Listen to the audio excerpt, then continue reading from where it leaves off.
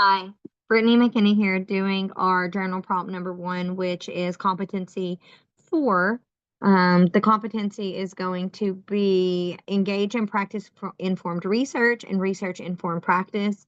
Basically, this competency is going to be about us applying qualitative and quantitative data within our practice and using evidence based scopes within our realm of how we do practice. And it says provide a brief summary of the assignment you completed. We just actually did an assignment in our research class where we reviewed like a historical realm of different research ways that had been practiced, specifically the Belmont report. And we did some city trainings talking about like how to ethically engage in research. And part of the Belmont report, we did look at ethical principles. And within those principles, we did a deep dive talking about beneficence, justice, and respect for persons, and just kind of what those mean with respect for persons, talking about keeping the dignity and the autonomy of the individuals. I believe that there was some previous pretty pretty bad research methods that kind of mistreated some of the participants. Some of the participants in history didn't even know that they were being experimented on. Some of, definitely some mistreatment between African Americans, different races, and different people of, disadvantaged populations that were kind of taken advantage of for experimental purposes. Then when we look at beneficence, we are looking at just applying extra protection to vulnerable populations. This is going to be specifically, individuals with like learning disabilities, children, people that can't quite advocate for themselves. And then justice is going to be, just applying kindness and care in the research that we're doing and just having appreciation for marginalized and disadvantaged groups because they are going to have to be advocated for. And we just want to make sure that if we're doing research, it needs to apply for what we're actually looking at. And it's not just done to say that we're doing it. The assignment relating to practicum, we will look at, competency four and everything that we do in in my practicum as far as like, trauma informed care. We apply those methods whenever we use PHQ-9, different screeners. We just talked about, ACE screeners a couple weeks ago. All of these are going to be evidence-based things. And in order for these to be evidence-based, they've had to be repeated and, applied in different ways. And so it had to start somewhere and it has to be built upon somewhere. And then it says, let's see, have you engaged in these behaviors in the competency at your agency? Yeah, between doing the screeners, EMDR, cognitive behavioral therapy, just different types of modalities that have been adapted along the way. And then discussion of what you're doing in your practicum, briefly describe what you're doing in field and what you're learning.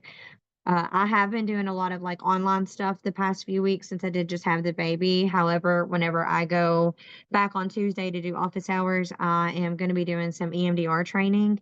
And then I will be shadowing specifically a therapist implementing EMDR from somebody from the very beginning. We do a lot of trauma-informed care there.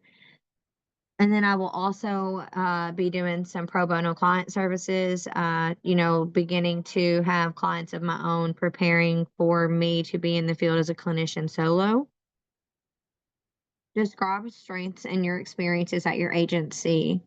I think some of the strengths in my experiences at my agency is I've gotten to see a lot of different situations the last semester between, clinicians struggling a little bit and then having to make reports for clients and having to report things that I recently had to report something of my own of one of my clients, and that was my first report that I had to do.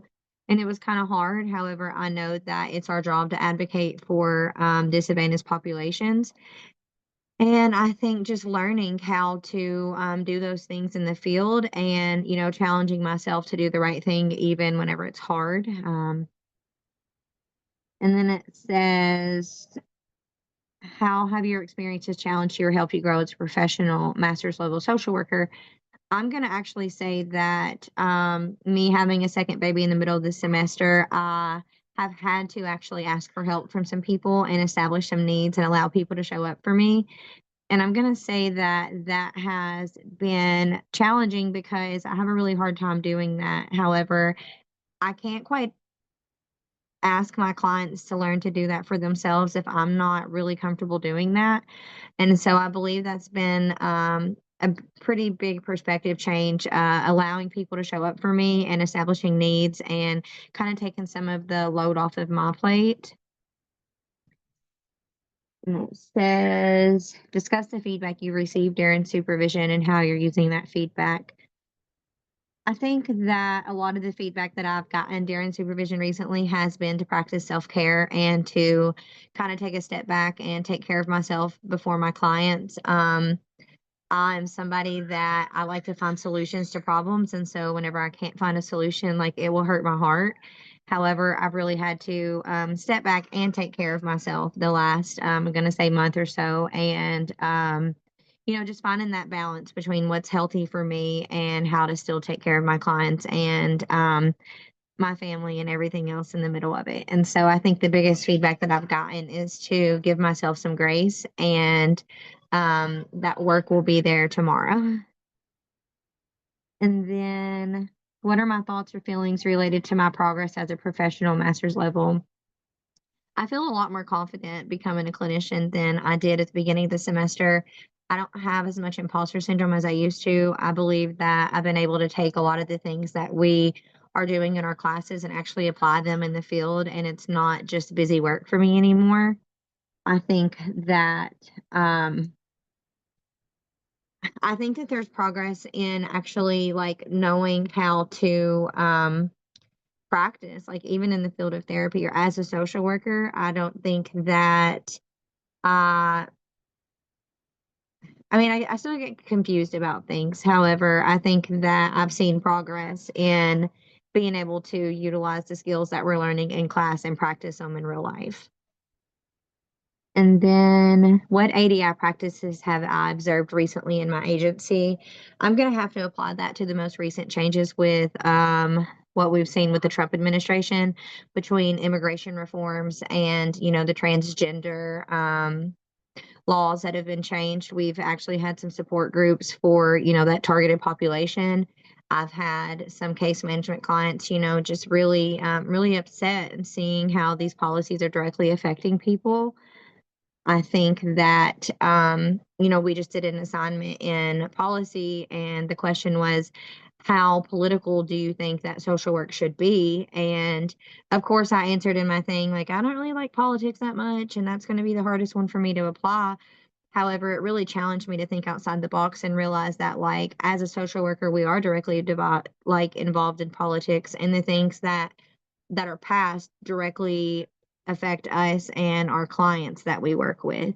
And so I really had to take a step back from that and realize that I may not want to be a politician one day. However, I will have to advocate on some type of reform when it comes to standing up for what is going to be best for disgruntled populations. Review of my current self care plan. What have I done for self care? Well, my current self-care plan is kinda out the window, where I'm gonna revisit a new one, and I'm gonna establish it in supervision to figure out how I can find balance between coming back to work with a newborn and, just making sure that I'm taking care of, my clients are taken care of, and I'm not getting burnt out. I think, what have I done for self-care? I continue to go to therapy weekly, that really helps me. I think we carry a lot as social workers, period, but then, I had some postpartum prior to having my baby, and then I kinda set up for a new medication that I started taking the day that I had the baby for postpartum, and, I've actually been significantly feeling better. Just advocating for myself and not being scared to say, like, "Hey, I've been struggling in this way," and then again, allowing people to show up for me and have needs, and I don't have to be superwoman, I don't have to be super mom, and, it's okay to ask for help. That's been big lessons for me, because, of course, I wanna tell my clients and my friends and people that I care to do the same thing, and I need to be able to practice what I preach. So, taking my meds, doing therapy, advocating for myself, something as small as going to get my nails done, like taking small walks, taking breathers when I need a breather, just just doing the things for myself and not just practicing character defects by caretaking and people pleasing and doing all of the things to take care of everybody else. What worked and what has been a barrier obstacle? I think a big obstacle for me is, juggling children, marriage, family life, school, recovery, all of the things. And so I feel like there's never enough time in the day. However, I am trying to build new systems, new routines, and we're only 2 weeks into having the newborn. So we will get some structure back into what needs to happen and how it needs to happen. But there's definitely obstacles whenever I do have a full plate. I wouldn't change it, but it's hard. Do I anticipate any upcoming barriers to self-care? How will I overcome? I think just the fact that I am nursing, it kind of puts me at a barrier for not being able to take my ADHD meds, and so I feel like I'm constantly being torn between having to put my mental health on the back burner and be a mom. And I know it's just temporary. However, I will, do what I need to do for me when it comes to the time. But I think that was a barrier as far as, like, nursing before in my last, field placement. I don't feel like it was as supportive as, where I'm at now, and so I am hopeful that that experience will have a better outcome than it did before. And then how will I overcome these obstacles? I think just by talking to them in supervision. I even talked to you prior to the semester starting, and advocating for pregnancy needs and just letting people know, like, hey, this is where I'm at and this is what's going on. And so I think just speaking up for myself and being willing to, like, let somebody know if I am not doing okay or if I need something more.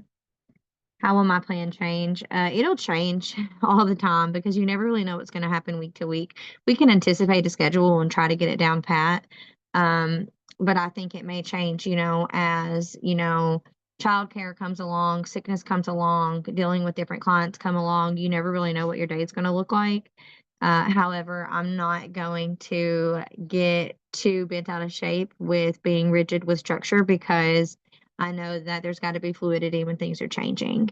And how will I track the progress of my self-care plan? I'm going to go over it with my supervisor. We kind of do check-ins. And then I also do a check-in with my spouse at night too. That's kind of been helping. And so I think just to thine own self be true, looking at my spiritual conditioning and going over things with my supervisor. I look forward to meeting with you soon. I know that we have a meeting with Casey coming up, and I hope that you have a good evening.